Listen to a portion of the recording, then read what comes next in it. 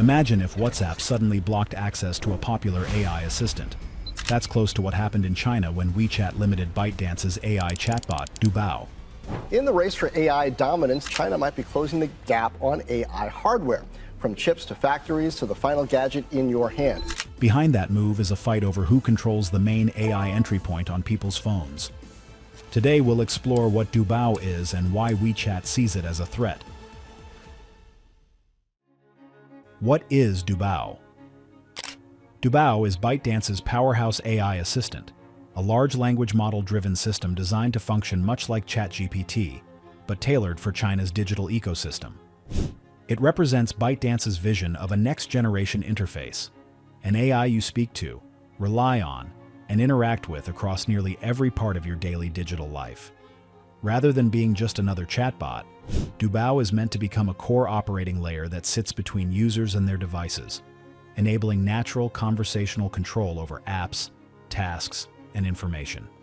Launched in 2023, Dubao quickly stormed the Chinese AI assistant market. Within its first year, it gained tens of millions of monthly active users, ultimately becoming one of the country's most widely adopted AI apps.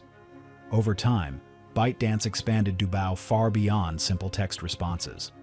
By 2024 and 2025, it supported multimodal capabilities, processing images, audio, video, documents, and performing tasks like translation, summarization, content creation, and even advanced reasoning. This positioned Dubao as a direct competitor to other major Chinese AI assistants and global offerings like ChatGPT, Claude, or Gemini. But what makes Dubao fundamentally different is ByteDance's long-term vision. The company doesn't want Dubao to stay confined inside a standalone app. Instead, they envision it becoming a system-level agent, deeply integrated into phones, operating systems, and ultimately any digital device users rely on. This strategy took a major step forward when ByteDance partnered with smartphone manufacturers to test prototype devices featuring Dubao as the default AI layer. On these prototype phones, Dubao acts like a personal digital concierge. Users can speak naturally to the AI, issue commands, search for information, ask for recommendations, create documents, shop, plan schedules, or open and control apps, all through voice-first interaction. The experience is designed to make the traditional tap-and-scroll interface feel outdated. In ByteDance's ideal future, you won't scroll for a food app. You'll just say, "Order my usual lunch," and Dubao handles everything. This push reflects a massive shift in how companies view AI. The real goal is not to have users type into a chatbot, but to create an AI assistant that becomes the primary way people interact with their devices. Dubao is at the forefront of this shift in China. ByteDance is effectively trying to build the country's first true AI-native operating layer, something that lives across apps and tasks, not trapped inside a window. And the ambition doesn't stop with smartphones. ByteDance has plans for Dubao to be embedded in cars, smart home devices, wearables, and more. The assistant is meant to be omnipresent, a universal digital companion. Whether you're booking flights, generating paperwork, transcribing conversations, or editing a video, the idea is that Dubao will do it through natural conversation. But such ambition brings friction. As Dubao has become more powerful and more deeply integrated into phones, China's established app giants have started to push back. Some major apps, including large social apps and financial services, have been reported to restrict or block certain functions on phones using Dubao as a system-level assistant. Their stated reasons range from security concerns to compatibility issues. But the larger truth is clear. Dubao challenges the dominance of existing super apps by shifting control away from individual platforms and into the hands of an AI layer that sits above everything. This is where the real war begins, not between two apps, but between two visions of how digital life should work. On one side is ByteDance with Dubao, a universal AI assistant that bridges apps and offers users a seamless, voice-first experience. On the other side are entrenched platforms like WeChat, whose entire business models depend on users living inside their ecosystem. For years, WeChat has been China's super app, the place where people message, pay, shop, entertain themselves, and communicate. But Dubao threatens to break that monopoly by placing the user at the center, with the AI handling the rest. From ByteDance's perspective, Dubao is the missing piece that ties together content, commerce, productivity, and communication. They already have massive platforms like Douyin, Toutiao, TikTok, Lemon8, and CapCut. With Dubao acting as the connective tissue between them, ByteDance could create a new kind of super ecosystem, one powered not by apps, but by AI-first interaction. So at its core, Dubao is more than an assistant. It is ByteDance's bid to redefine the future of China's mobile experience, a future where people rely on AI to navigate daily life, a future where tapping and typing decline and voice-driven interaction dominates, and most importantly, a future where the company that controls the AI assistant controls the gateway to everything else: search, shopping, services, entertainment, payments, and communication. This is why Dubao matters. This is why it's growing so fast. And this is why it has become the opening shot in a massive digital battle, one that will shape the future of China's tech landscape for years to come. Why would WeChat block it? WeChat isn't just a messaging app. It is the closest thing the world has to a digital operating system for daily life. A massive ecosystem where people chat, pay bills, book taxis, order food, run businesses, handle banking, shop, and even manage government services. When a platform centralizes that much activity, any external technology that tries to sit between the user and the app is seen as a direct threat. And that is exactly what Dubao represents. Not just another feature, but a competitor for the most valuable real estate in tech, the user interface layer. ByteDance's vision for Dubao is incredibly ambitious. They want it everywhere. Inside phones, inside apps, inside cars, inside smart devices, anything with a voice interface. It's designed to replace the need to manually open apps at all. If Dubao becomes the new gateway to digital life, then suddenly, WeChat is no longer the first thing people open. It becomes a tool in the background, only summoned when necessary. For a company whose entire empire relies on users living inside its ecosystem, that is a nightmare scenario. Think about it. If someone with a Dubao-powered phone says, "Transfer 200 RMB to my friend," Dubao can open WeChat Pay in the background and do it automatically.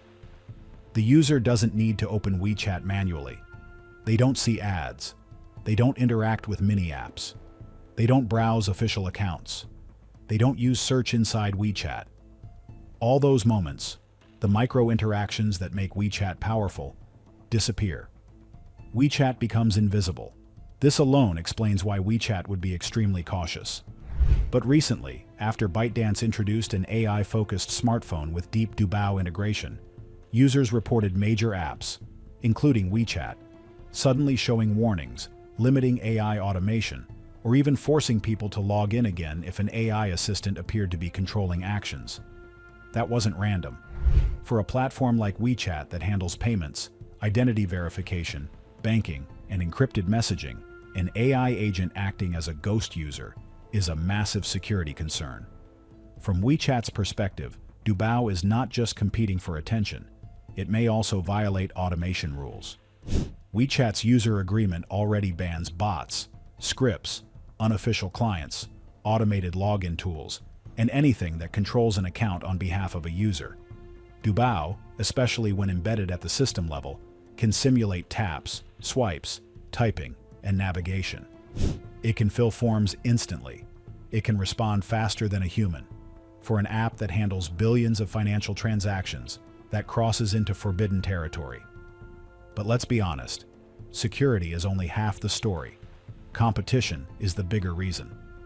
WeChat does not want ByteDance to build an AI layer that captures user intent before WeChat does.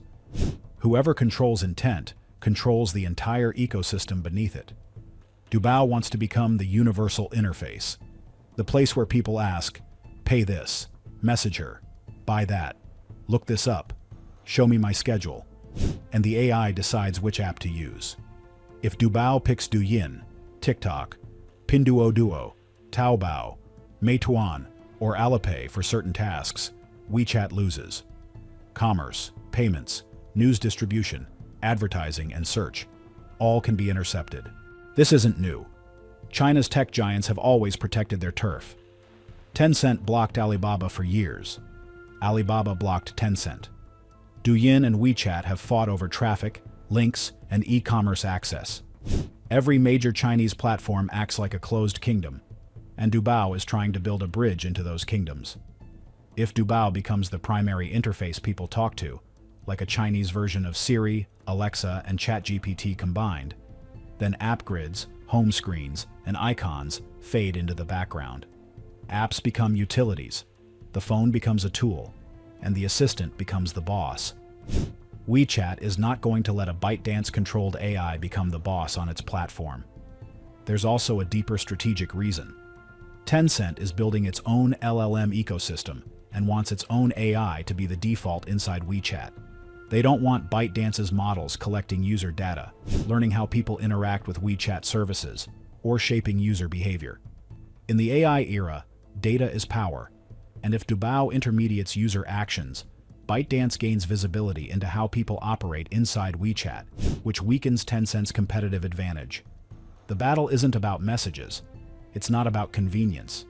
It's about who controls the future primary interface of digital life.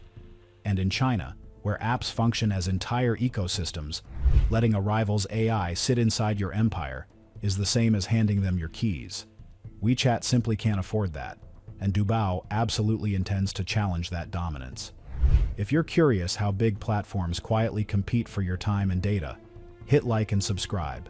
It tells the algorithm that deep dive tech stories like this are worth recommending. The race to own the AI layer. The biggest shift happening in technology today is the transition from an app-based world to an AI-driven world.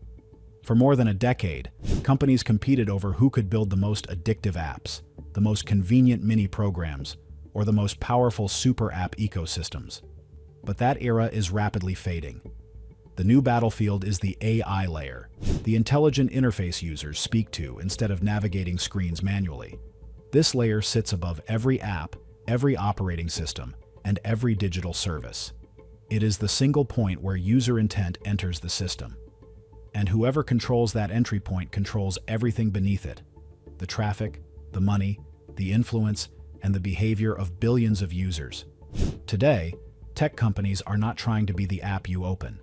They are trying to be the assistant you talk to. This assistant becomes your first interaction, the brain that interprets your needs and decides how those needs get executed. Instead of tapping through menus, switching between apps, or filling out forms, users simply express what they want. Pay my rent, message my friend, order food, plan my day, book a hotel, summarize this document, recommend a dentist, and so on. All the work, all the navigation, all the app-by-app decisions get handled by the AI. In this new reality, it is the assistant, not the apps, that becomes the center of digital life. This shift explains why Dubao and WeChat conflict. ByteDance is pushing Dubao to become the universal interface for everyday tasks. They're embedding it into phones, building it into apps, integrating it into keyboards, and connecting it to future devices and cars. If Dubao becomes the default assistant people rely on, then ByteDance gains control over how users interact with the digital world. It no longer needs to create a super app like WeChat. Dubao itself becomes the super app, a voice-first ecosystem that handles everything behind the scenes. For WeChat, this is an existential threat. WeChat is powerful because it is the first screen people open and the place they conduct most of their digital life. Messaging, payments, shopping, appointments, mini-apps, business tools. WeChat wants to keep users inside its world. But if an external AI like Dubao sits between the user and WeChat, then WeChat becomes invisible. It becomes a back-end utility instead of a front-facing interface. Users would no longer consciously choose WeChat. They would simply tell Dubao what they want, and Dubao would choose whether or not to use WeChat to fulfill that action. This loss of control extends far beyond convenience. If Dubao is the one making decisions, then WeChat loses traffic, which means fewer ad views, fewer mini-app interactions, less consumption inside its services, and a weaker grip on user behavior.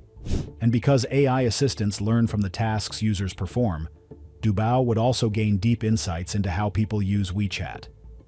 In the world of AI, whoever understands user behavior the best can optimize faster, personalize deeper, and create stickier ecosystems.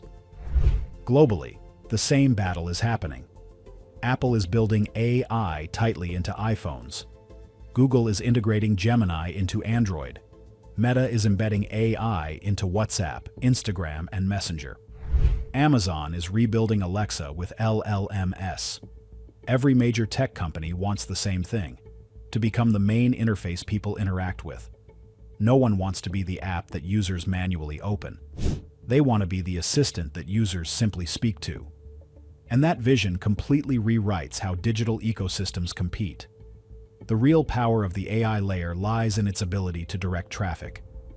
When a user asks an AI to order dinner, the assistant chooses whether to open Meituan, LA.me, a restaurant mini-app inside WeChat, or even Douyin's e-commerce system. When a user asks to buy something, the AI chooses whether to open Taobao, Pinduoduo, JD, or a WeChat mini-shop. When a user asks to transfer money, the AI chooses whether to use WeChat Pay or Alipay. The assistant becomes the strategist. Apps become the tools. The company controlling the AI becomes the general commanding the entire battlefield. The assistant also becomes the ultimate collector of insights. It hears every type of request, observes every routine, learns preferences, and slowly becomes a personal operating system. Every action flows through it. Every decision gets filtered through its logic. Once users rely on it heavily, switching becomes extremely difficult. All their workflows, commands, shortcuts, and habits get tied to a single assistant.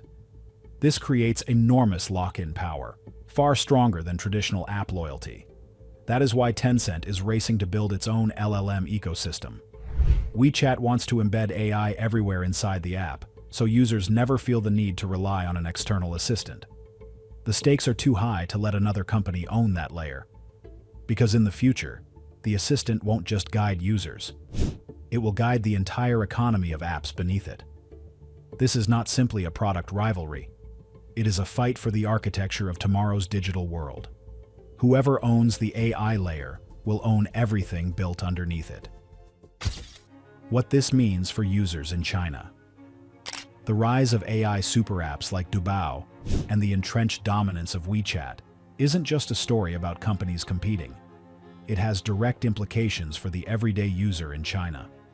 Most people will still have access to powerful AI tools capable of performing complex tasks, generating content, or assisting with communication.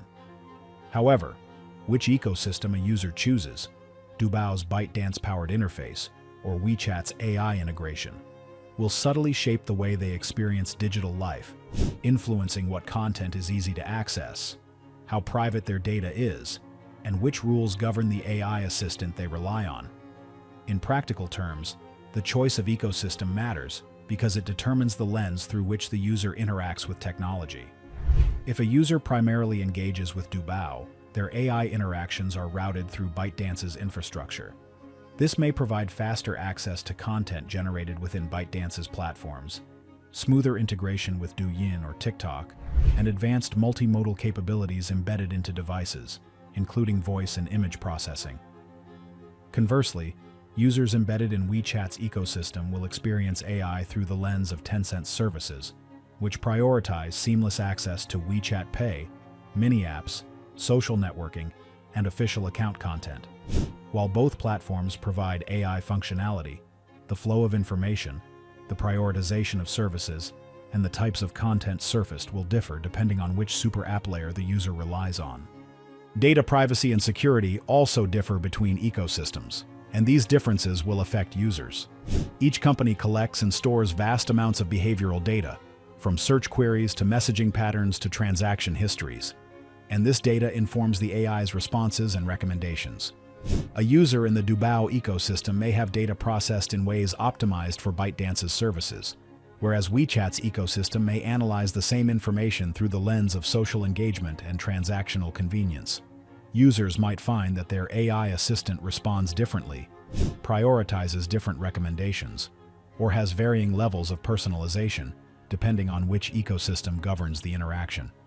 In essence, the choice of platform subtly directs not only what content the user sees, but also how the assistant interprets and acts on requests. The fragmentation of AI ecosystems may also affect interoperability and access to information. Some services or features may be exclusive to one platform due to competitive or regulatory reasons, meaning users could be nudged toward a particular ecosystem to access certain functions. For example, payments, loyalty programs, or specific mini-apps might work more efficiently, or only at all, within one super app. As a result, while AI tools themselves are powerful, the ecosystem determines which features are seamless, which require workarounds, and which are inaccessible. Users' digital experiences are therefore shaped not just by the technology itself, but by the broader strategic choices of the companies behind it. Furthermore, the AI layer may influence the rules that users' assistants obey.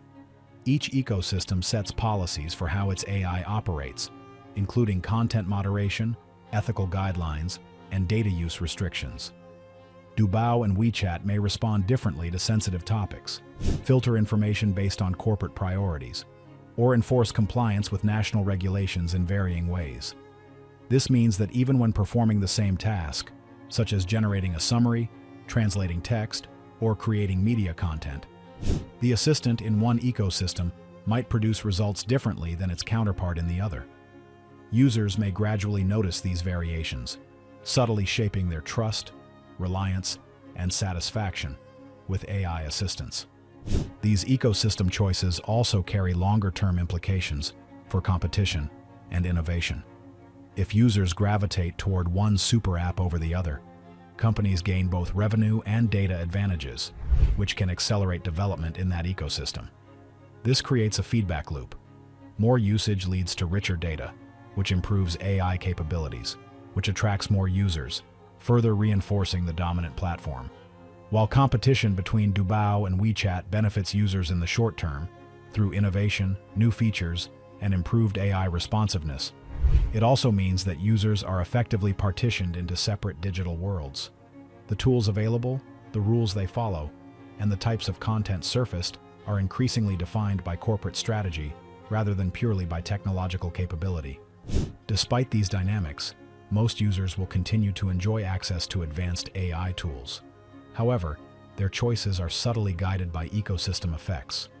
They may receive nudges toward one platform over another, whether through app integration, device-level embedding, or exclusive features. These nudges influence how content is prioritized, how recommendations are made, and even which digital behaviors are easier to accomplish. In short, while the underlying AI technology is powerful, the user's experience, convenience, and digital environment are shaped by which corporate ecosystem the assistant inhabits. A preview of global battles. The Doubao-WeChat clash in China offers a glimpse into the future of AI-powered digital ecosystems worldwide. What began as a battle between ByteDance's AI assistant and Tencent's super app illustrates a larger trend. Tech giants are racing to control the AI layer, the interface through which users interact with technology, services, and content. This isn't just about chatbots or assistants. It's about who owns the first point of contact between people and the digital world. As Apple, Google, Meta, and other global technology companies roll out their own AI layers, users around the world will increasingly face a choice: which assistant sits between them and the internet, and which ecosystem will guide their daily digital interactions. At its core, this competition reflects the strategic importance of the AI layer. Whoever controls the interface can influence user behavior, prioritize services, and gather insights across a vast network of applications. In the US, companies like Apple and Google are embedding AI into their operating systems and core apps, while Meta is integrating AI tools across social media and messaging platforms. These moves mirror the Chinese experience, where Doubao seeks to provide a voice-first interface across devices, and WeChat leverages its super app dominance to protect its ecosystem.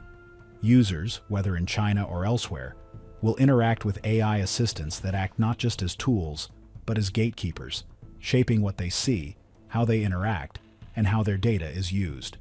The competition also raises questions about interoperability and fragmentation. As different companies embed their own AI layers into phones, desktops, and apps, users may find that each ecosystem functions like a walled garden, optimized for its own services, but less compatible with others. This mirrors the situation in China. Dubao users may experience seamless integration with ByteDance's platforms, while WeChat users enjoy tight access to Tencent's services. Globally, consumers might encounter similar choices, deciding between Apple's Assistant, Google's AI, or Meta's AI tools, each with its own features, rules, and priorities. Such a division could create partially separate digital worlds, where services, content, and even AI behavior differ depending on which ecosystem a person relies on. These dynamics also have implications for innovation and market power. The ecosystem that successfully attracts the largest user base will accumulate vast amounts of data, enabling faster AI training, improved personalization, and richer functionality. This creates a feedback loop. More users generate more data, which enhances AI performance, attracting even more users. Conversely, ecosystems that fail to capture attention may fall behind, creating unequal access to advanced AI capabilities.